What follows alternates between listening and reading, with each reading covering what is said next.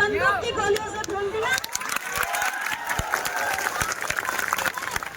बंदूक चलाना नहीं आता, लेकिन हमें श्रृंगार करना आता है। अरे हमारी महिलाओं को विजयलक्ष्मी जिंदाबाद, जिंदाबाद, जिंदाबाद, विजयलक्ष्मी जिंदाबाद, जिंदाबाद, जिंदाबाद। हमारी महिलाओं को श्रृंगार में भाग्य दुर्भाग्य सौभाग्य में फंसाया गया है।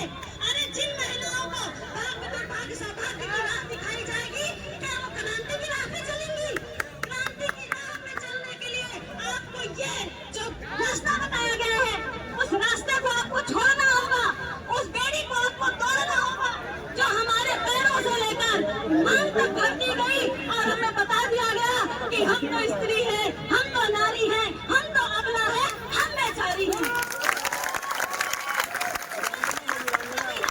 अरे हम लड़ना जानती हैं, हम मरना जानती हैं। अरे जो स्त्री दुनिया चला सकती है, एक मॉडल मार करके नवजात शिशु को जन्म दे सकती है, सृष्टि का निर्माण कर सकती है, वो स्त्री का शासन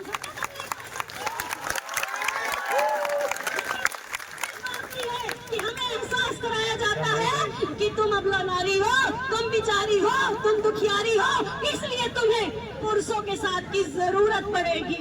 ऐ मेरी नारी शक्तियों, मैं आपको बताना चाहती हूँ कि साइंस भी इस बात को प्रूव कर चुका है कि पुरुषों के अकॉर्डिंग महिलाओं में 20 गुना ज्यादा शक्ति होती है। हमारी शक्ति अपनी शक्ति को फिर से पहचानने की जरूरत है, हमारे सच्चे इतिहास को पढ़ने की जरूरत है, हमें शासन सत्ता में पहुंचने की जरूरत है। हम गर्व करते हैं, हम गर्व करते हैं कि हम राजा महाराजाओं के वंशज हैं, लेकिन एक भी ऐसा राजा महाराजा संसद में नहीं हमारा जो हमारी आवाज बन सके।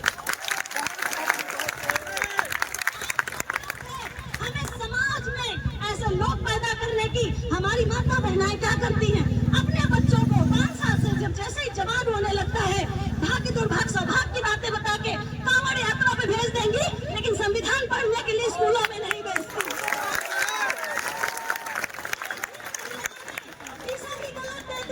वो युवा बेचारा क्या करे, कहाँ जाए? फिर वो क्या करता है कि स्त्रियां अगर मानसिक रोग से पीड़ित है तो हम तो शारीरिक रोग से पीड़ित होंगे ना, तो लाइन कहाँ लगती है? ठेकों के बाहर। लाइन लगनी चाहिए थी स्कूलों के बाहर, उस काम की लाइन लग रही है ठेकों के बाहर। तो अत्याचार आपका नहीं होगा तो किसका होगा? जुल्म और शोषण आप पे नहीं होगा तो किस पे होगा? क्योंकि जुल्म करने वाला वो आक्रांता भी जानता है कि ये जो अधिकार इनको दिलाएंगे इनको पता ही नहीं, पता होता तो ऐसी जगह पे नहीं होता, ये होता है संसद में। आईएएस बनाने की शिक्षा की तरफ नहीं बढ़ा रहे हैं। आज हम अपने युवाओं को संसद में घुसने का रास्ता नहीं दिखा रहे हैं तो मंदिरों की ओर जाने का रास्ता। तो मेरे समाज के लोगों, कि अगर आप सही दिशा में नहीं चलोगे तो वहीं पहुंचोगे जहां आपको वो पहुंचाना चाहते हैं, और हमें पहुंचना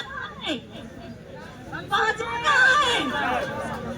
अरे बाबा साहब ने भी कहा था कि असली हक अधिकार संसद में मिलता है तो संसद पे कब्जा करो, लेकिन हम कब्जा करे बैठे हैं मंदिरों की दहलीज को।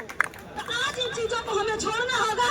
और मैं गर्व करती हूँ, मैंने जब मदारी पासी जी के बारे में पढ़ा था तो उनके बारे में पढ़ा था कि एका आंदोलन उन्होंने चलाया था, लेकिन जैसे ही मैंने सुना कि फिर से एका मोर्चा नामक एक संगठन बनाया गया है जिसमें हमारा पूरा समाज एक होकर आगे बढ़ रहा है, गर्व के साथ मैं यहाँ आई। और मैं हमारे सूरज भाई साहब से आज मेरी पहली मुलाकात है, लेकिन फिर भी मुझे गर्व है कि आज ये नौजवान साथी हमारे मदारी पासी जी के उस सपने को पूरा कर रहे हैं, क्योंकि उन्होंने ये बात कही थी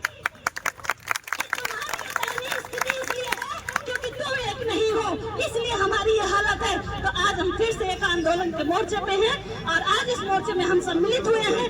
इस कारवां को बढ़ाना है, इस कारवां को बढ़ाना है, और ये तभी बढ़ेगा जब इसमें स्त्री पुरुष बराबर की भागीदारी निभाएंगे। लेकिन नेक्स्ट टाइम मैं फिर कहूंगी आकर के एक अपील के साथ कि ये जमाना सिर्फ आज नहीं होना चाहिए।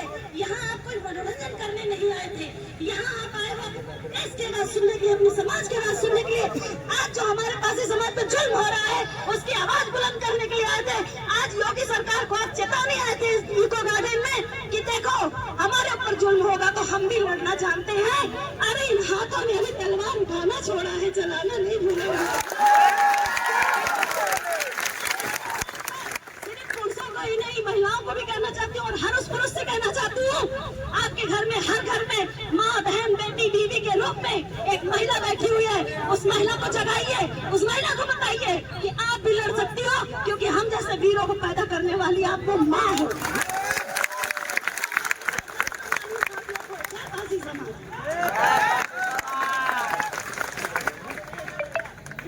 दादाजी पासी आवाज है।